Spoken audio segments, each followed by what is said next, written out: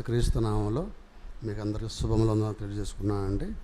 ఈరోజు ఆరాధన వర్తమానంలో భాగంగా ప్రియులారా, ఆత్మ సంబంధమైన ప్రతి ఆశీర్వాదం గురించి తెలుసుకుందామండి. అంటే తండ్రైన దేవుని మనము ఆరాధించాలి కాబట్టి ఏమండి, భౌతికమైన మేలులను బట్టి మనము తరచుగా ఆరాధిస్తూ వస్తాం. ఇది మనకు తెలిసినటువంటి విషయమే. అయితే ప్రియులారా, ఇందులో ఉన్నటువంటి గమ్మత్తు ఏంటంటే, భౌతికమైన మేలును బట్టి ఆరాధించద్దు అనేసి నేను చెప్పట్లేదు. అర్థమవుతుందండి? అంటే దేవుడు, తండ్రిని దేవుడు మనకి క్రీస్తు ద్వారా అనుగ్రహించినటువంటి ప్రతి మేలును బట్టి స్తుతించవచ్చు, ఘనపరచవచ్చు, ఆయన మనము కీర్తించవచ్చు.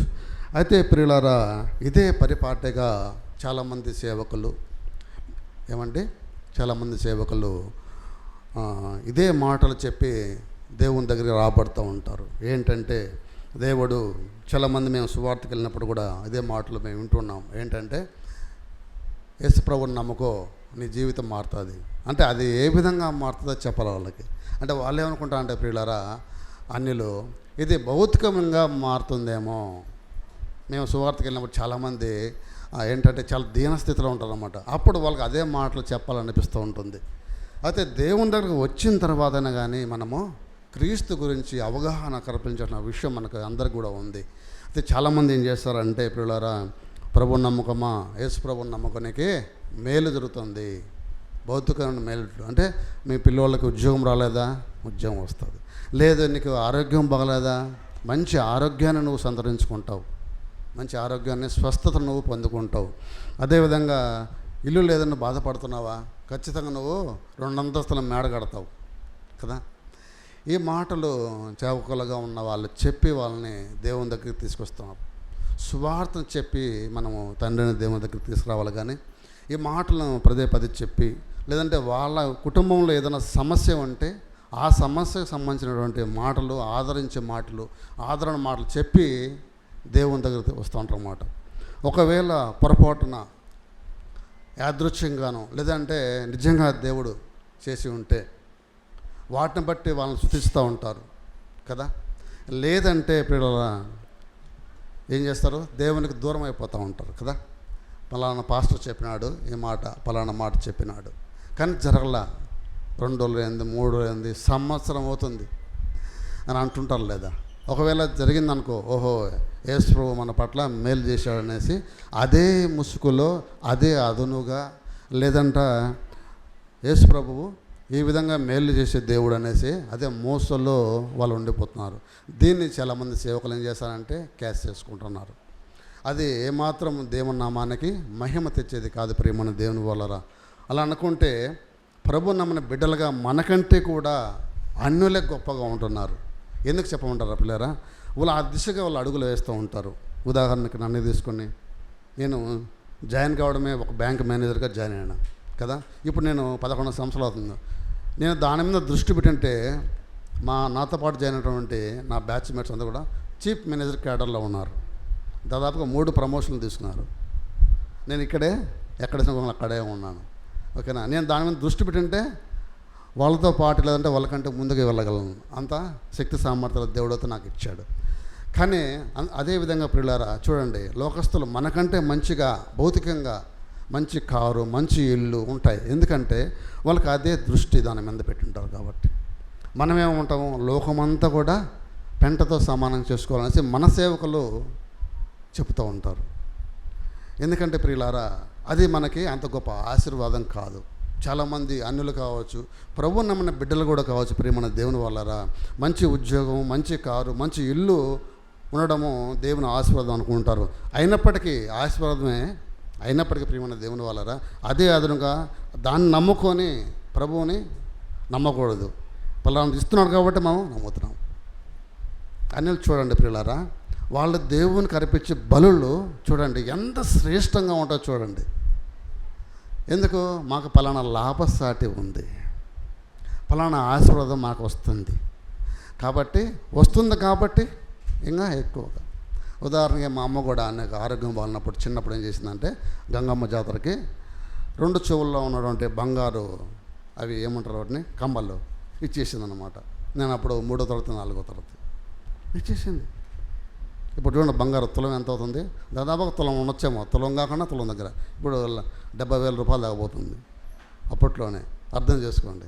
నాకు తెలిసి అది తెలియకుండా ఎంత శ్రేష్టమైన బలు వల్ల అర్పిస్తున్నారు చూడండి. ఓకేనా? మనం ఆలోచించండి. మనం అర్పించలేము. ఎందుకు చెప్పమంటారా? భౌతికంగా మనం కోరుకోవడం లేదు కాబట్టి కదా. కాబట్టి ప్రియమైన దేవుని వల్ల ఒక మంచి వచనం చూద్దామండి. ఆదికాండము, అంటే ఈ రకమైన బలులు అర్పించడానికి గల కారణం ఏంటో చూద్దాము.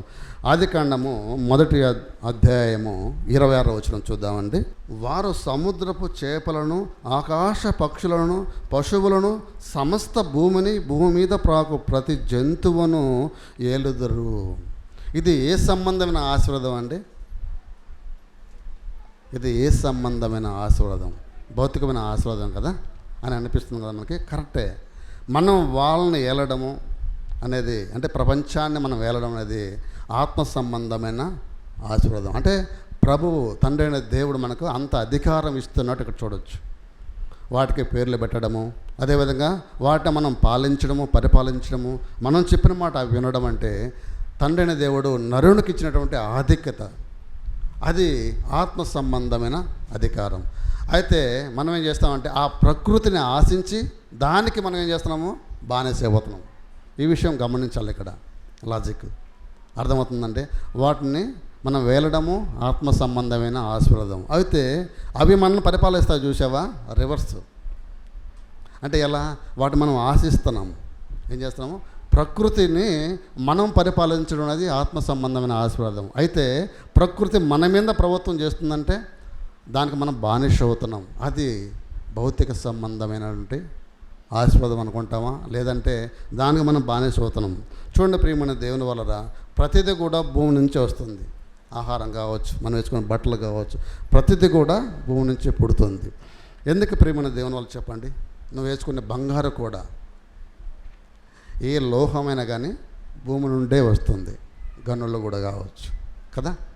అయితే ఎందుకు మన పాదాల కింద అన్నీ పెట్టాడు అంటే అవి మన నెత్తికి ఎక్కకూడదు అనేసి ఉద్దేశంతో. కానీ మనం ఏం చేస్తున్నాము? వాటిని మన నెత్తికి ఎక్కించుకుంటాం. అంటే ఇప్పుడు ప్రభుత్వం ఏది మన మీద? ప్రకృతి ప్రభుత్వం చేస్తుంది. మనం దానికి బానిస అవుతున్నాం. కాబట్టి ప్రియులారా, ప్రకృతిని ఏలేటం అంటే గొప్ప ఆధిక్యత మనకు ఇచ్చాడు కదా. కాబట్టి మనము ప్రభుని ఆరాధించబద్దులమైనాం. అయితే ఈరోజు మనం మాట్లాడుకుంటున్నటువంటి ఈ యొక్క ఆత్మ సంబంధమైన ప్రతి ఆశీర్వాదము అనే పదానికి ఊతమిచ్చేటంటే వాక్యం ఎక్కడుందంటే ఎఫెసీయులకు రాసిన పత్రిక 1వ అధ్యాయము 3వ వచనం చూద్దామండి. పరలోక విషయములలో ఆత్మ సంబంధమైన ప్రతి ఆశీర్వాదమును మనకు అనుగ్రహించును. ఆత్మ సంబంధమైన ఆశీర్వాదం అంటే తెలుసుకోవాలి కదా. మన టాపిక్ అది.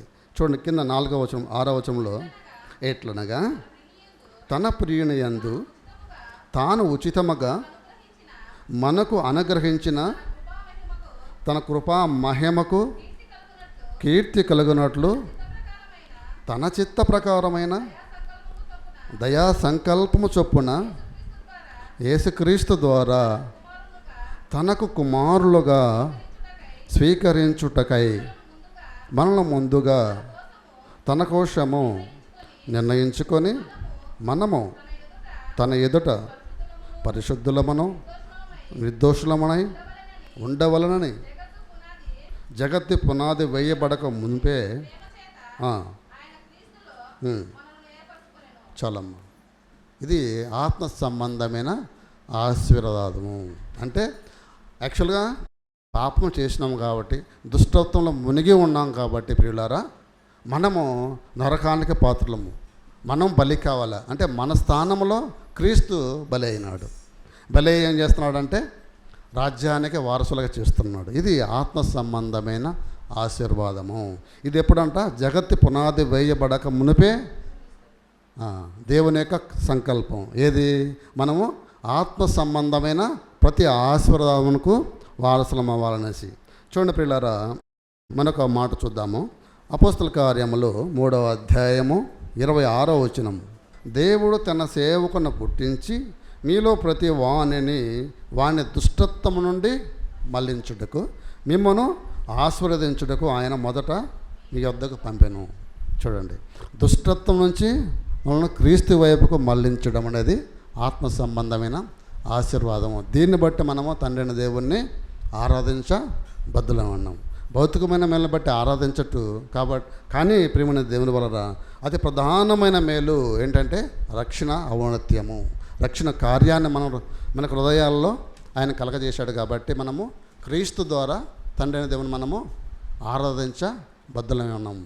కాబట్టి పిల్లలు ఇక్కడ ఏమంటున్నాడు, మీలో ప్రతి వాణ్ణి దుష్టత్వం నుండి మళ్ళించుట. అర్థమవుతుందండి. ఏంటి దుష్టత్వం అంటే చూడండి, కొలస్సీ రాసిన పత్రిక 1వ అధ్యాయము 13వ వచనం. ఇంకా క్లియర్గా ఏంటి చూద్దాం. ఎక్కడి నుంచి ఆయన మనల్ని రక్షించుకుంటూ వచ్చాడు క్రీస్తు ద్వారా అంటే కొలస్సీ రాసిన పత్రిక 1వ అధ్యాయము 13వ వచనం నుంచి. ఇప్పుడు చూడండి, ఇక్కడ అంధకార సంబంధమైన అధికారంలో నుండి, అంటే చీకటి నుంచి వెలుగు వైపుకు, సాతాను అధికారం నుంచి దేవుని వైపుకు. అర్థమవుతుందండి. ఇందాక మనం ఒక మాట చదువుకున్నాం, దుష్టత్వం నుండి, అక్కడి నుంచి మనల్ని తీసుకొచ్చాడు అన్నమాట. అందుకే ఆత్మ సంబంధమైన ప్రతి ఆశీర్వాదం అంటే ఇవన్నీ మీకు చెబుతున్నాను. ఎక్కడి నుంచి అంటే మనల్ని అంధకార సంబంధమైన అధికారం నుండి విడుదల చేసి తాను ప్రేమించిన తన కుమారుని యొక్క రాజ్య నివాసులుగా తండ్రైన దేవుడు చేసెను. కాబట్టి తండ్రైన దేవుణ్ణి క్రీస్తు ద్వారా ఆరాధించబద్దులం ఉన్నాం. అర్థమవుతుందండి. భౌతికమైన మేళ్ళ గురించి స్తుతించవద్దని అనట్లేదు కదంటే. చాలామంది ఏంటంటే, ఇందాక మనం చదువుకున్నాం కదా, అపోస్తలుల కార్యాలు 3వ అధ్యాయం 20వ వచనంలో తన సేవకుని పుట్టించి ఆ సేవకుని మన దగ్గర పంపిస్తున్నాడు. ఎందుకు? దుష్టత్వం నుంచి మళ్ళించడానికి. సేవకులుగా మనం ఏం చేస్తున్నామో అదే అదునుగా ఏం చేస్తున్నామో, నీకు ఆ మేలు జరుగుతుంది, నీకు పలానా మేలు జరుగుతుంది, అంటే నీ కుమారుడికి ఉద్యోగం వస్తుంది, లేదా నీ కూతురికి పెళ్ళి అవుతుంది, ఇలాంటి మాటలు చెప్పి ఏం చేస్తున్నాం మనము? వాటికి బానిస చేస్తున్నాం. అందుకే మాట మీకు చెప్పాల్సి వస్తుంది. ఆత్మ సంబంధమైన ప్రతి ఆశీర్వాదానికి మనకి వారసులగినట్టు చేశాడు కాబట్టి తండ్రిని మనము ఆరాధించబద్దులమన్నాము. అదేవిధంగా ప్రియులారా, చివరికి ఒక మాట చూసుకొని ముగించుకుందామండి. మరి ఆత్మ సంబంధమైన ప్రతి ఆశ మనం పొందుకుంటే ఏం చేయాలా? యోహాను సువార్త 3వ అధ్యాయము 16వ వచనం అండి. యోహాను సువార్త 3వ అధ్యాయము 16వ వచనం అండి. ఆత్మ సంబంధమైన ప్రతి ఆశీర్వాదం మనకు రావాలంటే క్రీస్తు వైపుకు మళ్ళాలి, క్రీస్తునందు విశ్వాసం ఉంచాలి. ఉంచడం వల్ల మనకేం జరుగుతుంది? 1 యోహాను 2వ అధ్యాయం 20వ వచనం. ఆయన యందు విశ్వాసం ఉంచడం వల్ల అది ఎన్నో వాగ్దానాలు మనకు ఉన్నాయి. అయితే ప్రధానమైన వాగ్దానము ఏంటి? నిత్య జీవం అనుగ్రహించడమే. అర్థమవుతుందండి. కాబట్టి ప్రియులారా, నిత్య జీవాన్ని అదేవిధంగా ఆత్మ సంబంధమైన ప్రతి ఆశీర్వాదం మనకు అనుగ్రహించాడు కాబట్టి ఈరోజు మనము తండ్రిని దేవుని క్రీస్తు ద్వారా ఆరాధిద్దామండి. దేవుడి వర్తమానాన్ని దీవించిన గాక. ఆమేన్. ప్రార్థించుకుందామండి.